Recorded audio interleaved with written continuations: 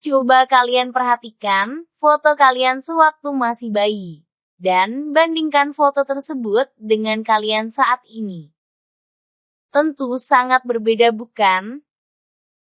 Bukan hanya tinggi dan berat badan kalian saja yang berbeda, tetapi juga hal-hal yang dapat kalian lakukan saat ini, belum tentu bisa kalian lakukan sewaktu kalian masih bayi. Kenapa bisa seperti itu? Mari ikuti terus videonya.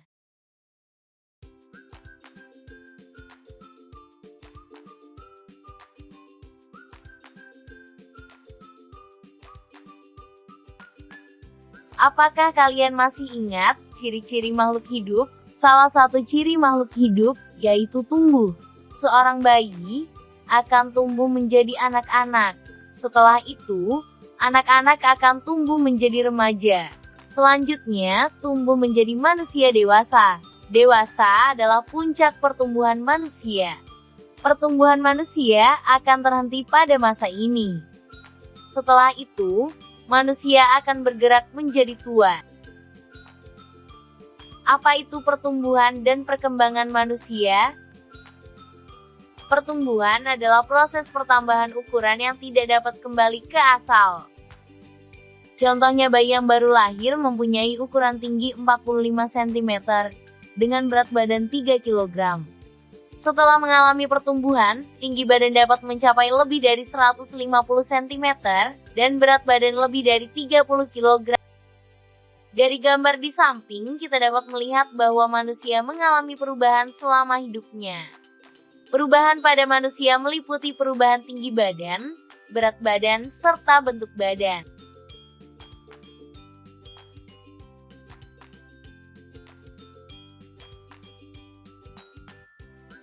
Perkembangan adalah proses menuju tercapainya kedewasaan.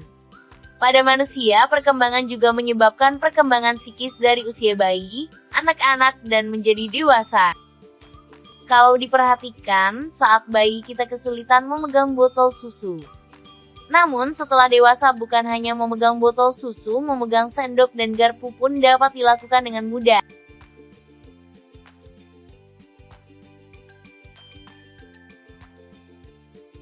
Berikut ini, faktor pendukung pertumbuhan dan perkembangan manusia, antara lain, gen, hormon, asupan gizi dan nutrisi, aktivitas, emosi, dan kecerdasan. Mari kita bahas satu persatu. Yang pertama adalah gen.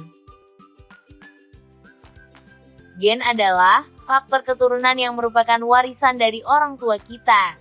Gen dapat menjadi penentu warna kulit, tinggi tubuh, kekuatan otot, atau ukuran tulang.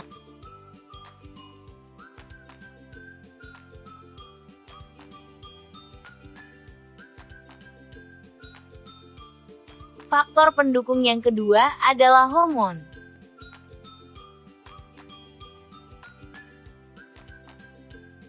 Hormon adalah zat yang dihasilkan oleh kelenjar tubuh dan berguna untuk mengatur kerja suatu organ tertentu.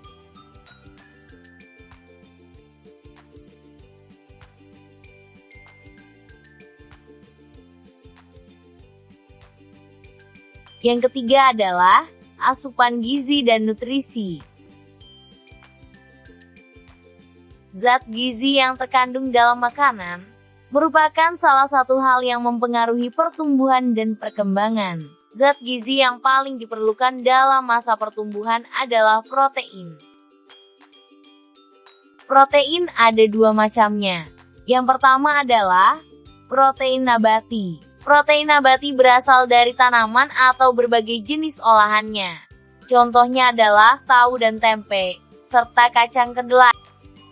Yang kedua adalah protein hewani.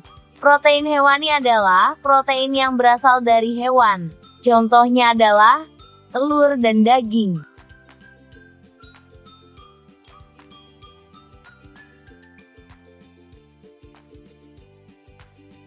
Yang keempat adalah aktivitas.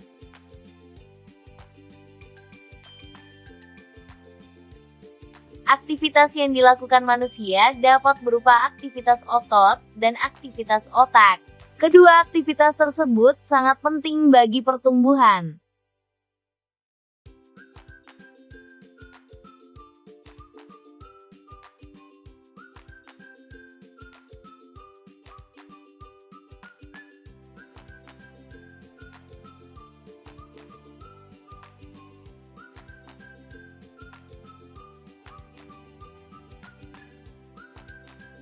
Yang kelima adalah emosi.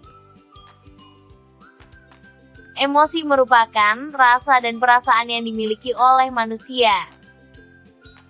Contohnya, hubungan emosional yang terbentuk antara anak dan lingkungan terdekatnya, seperti orang tua, saudara, guru, dan teman akan mempengaruhi perkembangan emosi anak.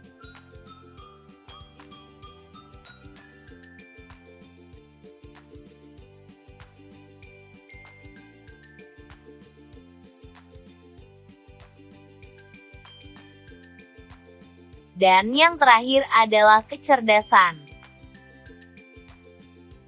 Kecerdasan yang dibawa sejak lahir akan berpengaruh terhadap perkembangan anak di lingkungan sosialnya.